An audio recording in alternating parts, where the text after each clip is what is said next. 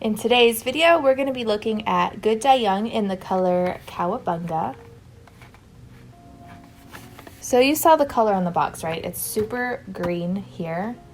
And that's the color I was expecting to get, but I do swatch the dye before I do anything. And it's a lot more like foresty green on my paper towel. So I guess we'll see how it turns out. I swear it was a lot more green on the model's hairs too, but maybe I'm remembering wrong. I don't know. But anyways, I have my swatches labeled 1 through 12, but that's not synonymous with hair levels. I'll be doing close-ups and pictures near the end of the video, so the numbers are just to help us keep track of each swatch. Number 1 is a pink. Green and red are across from each other on the color wheel, so I wanted to see if the green could cover the pink at all. 2 is gray. 3 is a natural red, a darker natural red. 4 is black. And then from 4 to 11, we have a range that goes to platinum blonde. And then number 12 is like a toned version of number 11. Also, I do want to mention that these are human hair swatches, but the only one that's virgin hair is going to be the number 4 black swatch. The rest have been chemically treated in some way. I'm going to start by putting the dye directly from the container on the top of each swatch. Some people do like to dilute their dyes, so I'm going to do a diluted version at the bottom of each swatch. Please keep in mind, everyone's hair is different, which means everyone's hair will take dye differently. So just use my video as a reference as to how it could possibly turn out for you.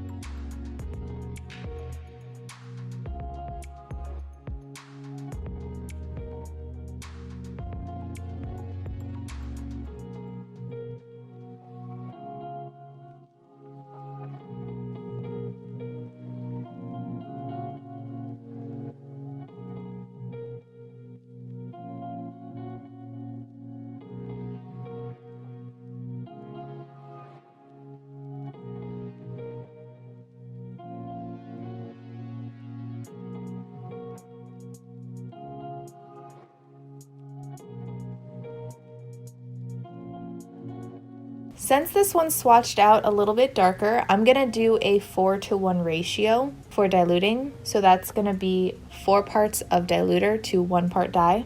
If you are not sure what diluter is, the simple answer is that it lightens the color of the dye. And if you're wondering what I just use a plain white conditioner for diluting.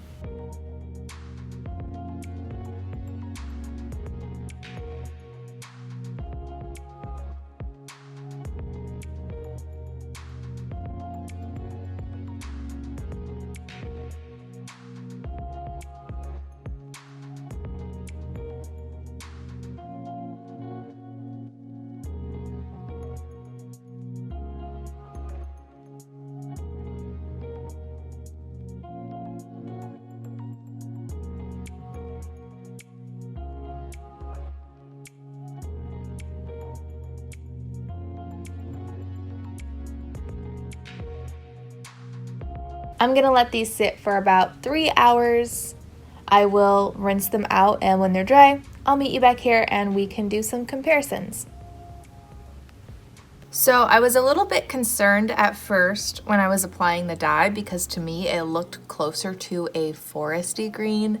And it was really interesting because when I was rinsing out each swatch, it was almost like the brown in the color that I was seeing. So like to me, a foresty green is more brownish muted. And as I was rinsing them out, the water was literally brown. So it was like that mutedness went away, but the green stayed in the hair. I don't know. That sounds really goofy, but that's what happened. And while I very much prefer foresty greens for myself, I was really glad to see that it dyed a lot more of a true green and closer to the box. And on that note, I will say on the Good Dye Young website, there is a video of a girl dyeing her hair with this, and it turns out very, very bright, almost like neon-y, not quite, but like on that line of brightness. And then there's another picture, well, maybe two pictures, I think, of a different model wearing it in her hair, and it looks a lot closer to my swatch. Either they changed the dye in between, or it just really can look very different on everyone's hair. Because even there's like a little section where people, I think on Instagram, can be featured on the website by posting your picture, and on a lot of the models in there it looked a lot more blue on them, like a bluish green, so keep that in mind if you're curious about this color. This is a pretty pigmented dye though, and I would say I can definitely see a difference on 6 and onward, and it did dye number 5. I could see a difference when I was holding it, you know, by my face. I don't know if you would be able to see a difference in person unless you were in like sunlight. I would say a medium brown or lighter is probably the better option. It did cover the pink on the direct dye portion, and then on the diluted portion, I probably didn't apply as much dye in this section because at the ends it looks a lot more green than it does right here, but I know I tend to have a hard time sometimes not mixing.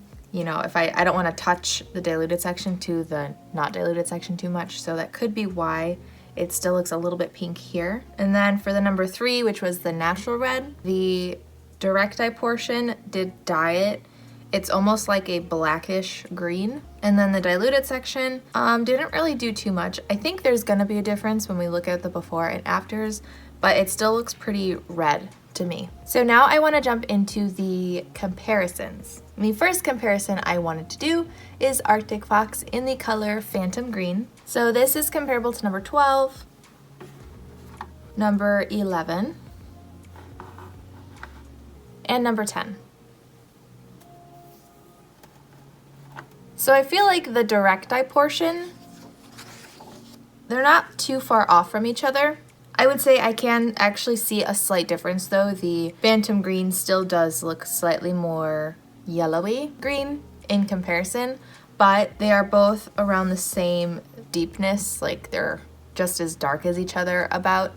So I would say there's not a huge difference if you're just applying them directly from the container. And it's not really until you dilute them that you can really see just how different the undertones are in each dye. Like I said, Phantom Green is a lot more warm yellow toned, and in comparison, the Good Dye Young Kowabunga is a little bit more cool toned. But I've definitely done other greens that have a lot more blue in them. So I would say that the Kowabunga to me looks a little bit more in the middle, not super blue, not super yellow. The other comparison I wanted to do is Lunar Tides in the color Juniper. This is comparable to number 12. This is comparable to number 11 and number 10.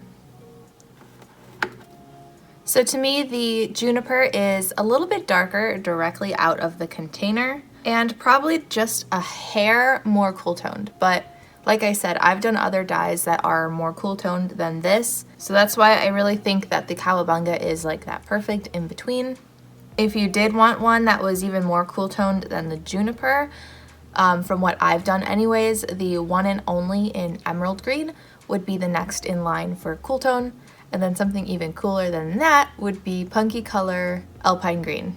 And I know this is a little bit nerdy of me, but I think if you're looking for like Sailor Pluto hair color, I feel like the Kowabunga might actually be a good option. I mean, Juniper looks good too. I have a handful of like Sailor Moon things kind of directly across from where I'm sitting now, and I was looking over there and I just saw my little Sailor Pluto keychain and I thought maybe that would help somebody out there. So hopefully it did.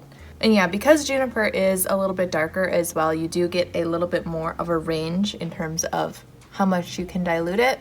When I did Juniper, I did 2 separate diluted parts, and this would be the most diluted that I did, which I feel like it could definitely go even lighter than that and still look really good. But the undertones are slightly different than the Kowabunga. So now I'd like to get into the before and after clips. Those clips, as well as any pictures you'll see at the end, will all be done in natural lighting. And I'm sure, as you know, recreating the exact same environment with natural lighting can be difficult, so if anything looks slightly off, that is probably why.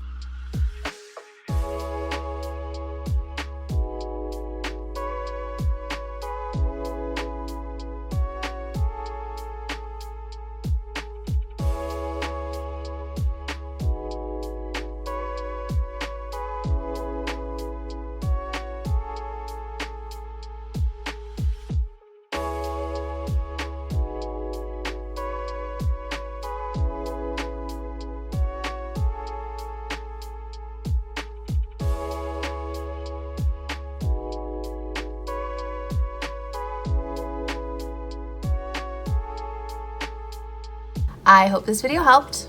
If you have a request, I do have a link below to a Google form you can fill out. Just remember, I only do dyes that do not test on animals. Thank you so much to my patrons, and thank you for watching, and I hope to see you in my next video.